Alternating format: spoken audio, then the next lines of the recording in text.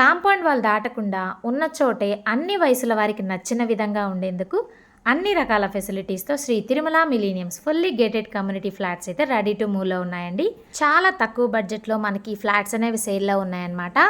ఇప్పుడు మనం చూస్తున్న ఈ ఫ్లాట్ వచ్చేసి 1206 ఎస్ఎఫ్టీలో కన్స్ట్రక్ట్ చేశారు అండ్ 2.5 BHK ఫ్లాట్ అనమాట. చూస్తున్నారు కదా లివింగ్ రూమ్ ఎంత స్పేషియస్గా ఉందో. అలాగే 100% వాస్తుతో అయితే కన్స్ట్రక్ట్ చేశారండి. వెంటిలేషన్ కూడా చాలా బాగుంటుంది, మీరు చూస్తున్నారు కదా. ఇది వచ్చేసి మాస్టర్ బెడ్రూమ్ అనమాట, విత్ అటాచ్డ్ బాత్రూమ్ అయితే ఇచ్చారు. ఈ ప్రాజెక్ట్ లొకేషన్ వచ్చేసి హబ్సిగూడ మెట్రో స్టేషన్ నుంచి కేవలం 4 కిలోమీటర్స్ డిస్టెన్స్లో ఉంటుందండి. అలాగే 10 మినిట్స్ డ్రైవ్లో తార్నాక ఎక్స్ రోడ్స్ ఉంటుంది. అలాగే 20 మినిట్స్ డ్రైవ్లో సికింద్రాబాద్ రైల్వే స్టేషన్కి చేరుకోవచ్చు అనమాట.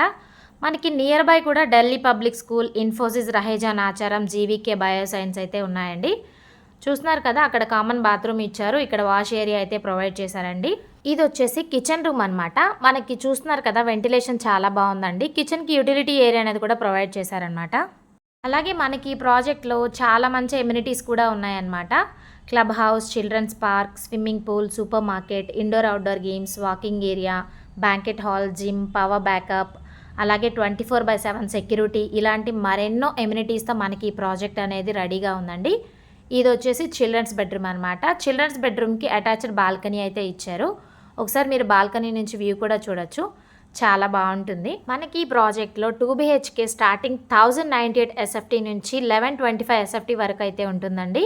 అలానే 3 BHK వచ్చి 1269 SFT నుంచి 2187 SFT వరకు ఉంటుందన్నమాట. ఈస్ట్ వెస్ట్ ఫేసింగ్లో మనకైతే రెడీగా ఉన్నాయండి.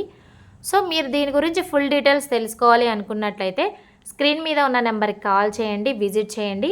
ఎవరైతే గేటెడ్ కమ్యూనిటీలో ఫ్లాట్స్ తీసుకోవాలనుకుంటున్నారో వాళ్ళకి ఈ వీడియోని షేర్ చేయండి. Thank you for watching. Have a nice day.